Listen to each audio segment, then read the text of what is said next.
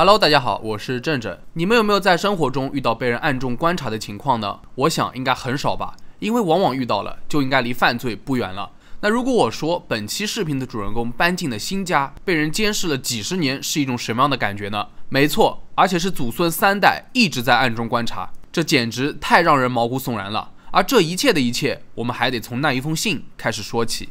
在2014年的6月，德里克·布罗德斯和妻子玛利亚购置了位于新泽西州维斯特菲尔德大道657号的房产。这座豪宅建于1905年，占地面积3920平方英尺，价值130万美金，是该街区最宏伟的住宅之一。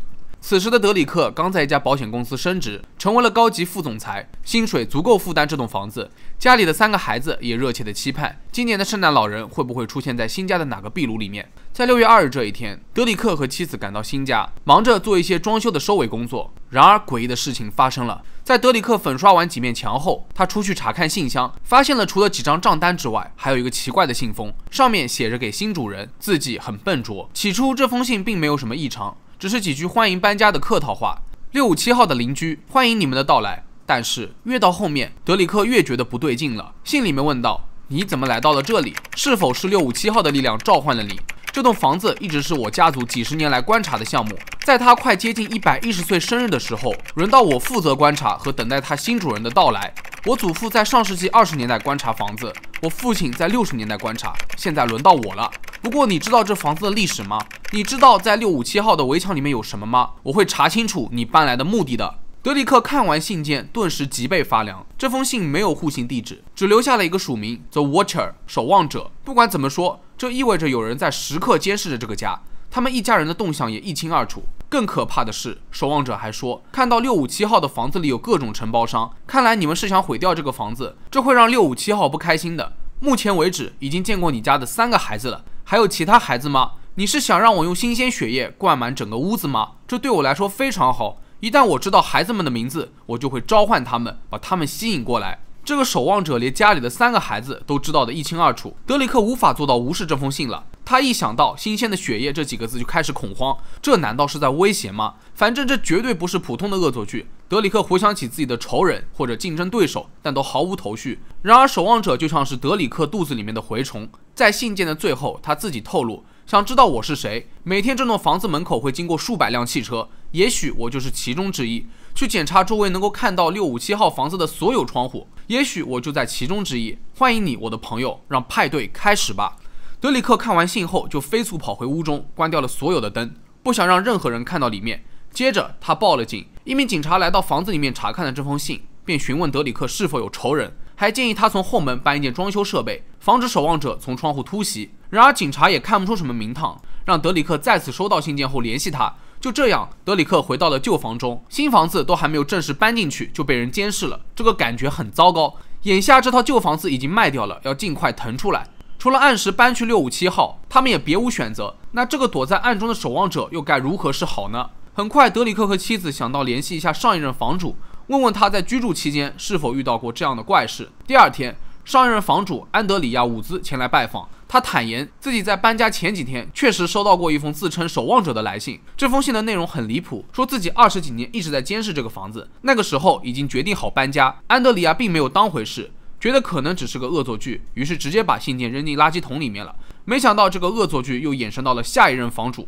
随后，安德里亚和德里克夫妇来到了警察局，了解了事情原委后，侦探建议他们先不要声张，不要把守望者的存在告诉任何邻居，因为他们都有可能是嫌疑人。所以自从来到了657号房子开始装修，德里克一家都提心吊胆。玛利亚密切关注着孩子们的安全，尤其是在屋子外玩耍的时候，德里克都取消了出差计划，他担心自己一走，没人能够守护妻子和孩子的安危。这一家人保持高度的戒备状态。装修搬家本来是让人无比期待的事情，这下倒好，他们要如何摆脱被监视的恐惧呢？在6月18日的时候，守望者又来信了。玛利亚来新家送油漆的时候，看到了熟悉的信封，上面写着：欢迎你再次来到657号新家，工人们很尽责，一直都在忙碌。我看着你们一点点的卸下了行李，垃圾箱是个不错的选择。他们找到墙里面的东西了吗？别担心，迟早会发现的。更诡异的是，这次守望者直呼了德里克和玛利亚的姓名，只有姓氏拼错了。难道守望者在屋子里面装了窃听器吗？所以可以听到他们的谈话。反正在字里行间里面，守望者很得意，声称自己对他们了如指掌，不仅能够分辨孩子们的出生顺序，还能够说出他们各自的名字和绰号。更让人捏一把冷汗的是，守望者提到了门廊上支起的画架，询问德里克的女儿是个艺术家吗？照道理来说，这个细节只能从房子的侧面或者后面看到，那么守望者到底躲在哪里呢？紧接着又来一封信，信里面守望者感谢这对夫妇带来了更多年轻的血液，还试探地问道：孩子们会在地下室里面玩吗？离地面可是很远的，如果大人在楼上，那就听不见孩子们的尖叫声了。他还不停地询问他们会睡在阁楼还是2楼，谁的卧室会面向街道。不过他们只要一搬家，守望者就能知道了，就可以安排更好的计划。收到这2封信后，德里克和玛利亚彻底崩溃了，他们甚至暂停了装修，不再带孩子们来到新家了。与此同时，他们也开始怀疑附近所有的新邻居，守望者混在他们之间吗？这位潜在的跟踪者到底有什么目的呢？在几周之后，守望者的第3封信来了，你们去哪儿了？657号想你们了。无奈之下，这对夫妇再次联系了警方。警方注意到，所有的信件都是手写的，他们都是在美国邮政服务配送中心邮寄和处理的。而侦探则开始怀疑，守望者就是一个名叫迈克尔·兰福德的男子，他家和657号之间就隔了2栋房子。在一次邻居举办的烧烤派对上，德里克打听了一下兰福德一家。原来老兰福德已经90多岁了，迈克尔是其中的一个孩子，可能有50、60岁。这个人平时很古怪，并听说做过任何出格的事情。按照守望者所说的，他已经监视了这个家几10年了。迈克尔也符合这个条件，而且侦探还查到，迈克尔曾经被诊断出精神分裂症，会不会就是在他精神错乱之下写下的信件呢？很快，迈克尔被传讯，但是他表示自己对守望者的存在一无所知。迈克尔的家人也相当支持他，说他不可能写出这样的威胁笔记。但是侦探发现，从他的谈话当中，讲叙事的风格和信件里写作风格极其的相似。然而，仅仅凭这一点，并不能说明什么。没有供词，警方对此也是无可奈何的。后来，警方发现有人用唾液密封了其中一个信件，上面残留着一个 DNA， 但是经过检测，该 DNA 样本与兰福德家中的任何人都不匹配。看来这条线索是彻底的断了。如果守望者的目标就是毁掉这家人，那目的确实达到了。他们买了豪宅，不敢继续装修，也不敢住进去。德里克为此心烦意乱，郁郁寡欢。他在新家安装了许多摄像头，晚上自己还蹲在黑暗当中，观察是否有人在近距离观察这栋房子。而且他还请了各路专家，包括聘请了前 FBI 特工罗伯特·莱内汉，对这些信件进行了威胁评估。根据罗伯特的分析，从词汇量和一段时间后双倍行距的习惯可以看出，守望者很有可能是一个老年人。虽然写信人并没有明显的威胁性，但太古怪了，后果不可预测。不仅如此，德里克还请了安全公司来寻找与信件笔记相同的人，他还甚至请了神父，试图驱赶守望者，但这些努力都白费了。调查了这么久，都没有个所以然。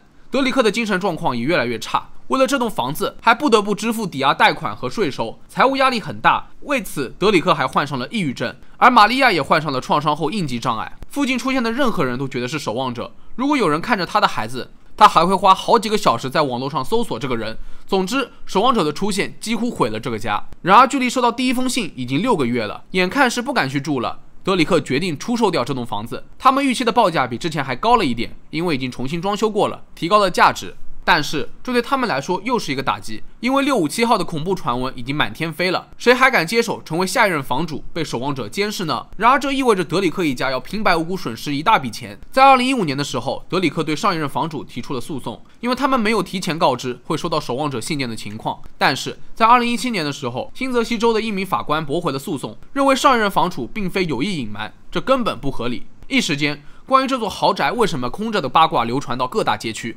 当地许多媒体争相报道，家门口络绎不绝。人们猜测会不会是当时竞价拍卖的其他买家搞的鬼呢？因为没有拍到心仪的房子，怀恨在心，所以想给这家人制造恐慌，这好像也说得通。根据上一任房主回忆，当时657号被投放到市场后，引来了许多买家竞拍，竞争相当激烈，价格也是水涨船高。但是其中一个感兴趣的买家因为生病而自动退出了竞争，另外一位也已经买下了另外一栋房子，彼此相安无事。不过这件事情也充满了质疑的声音，有一部分邻居开始怀疑这一切是不是德里克自导自演的，为了摆脱他们买不起的房子而给自己寄的信。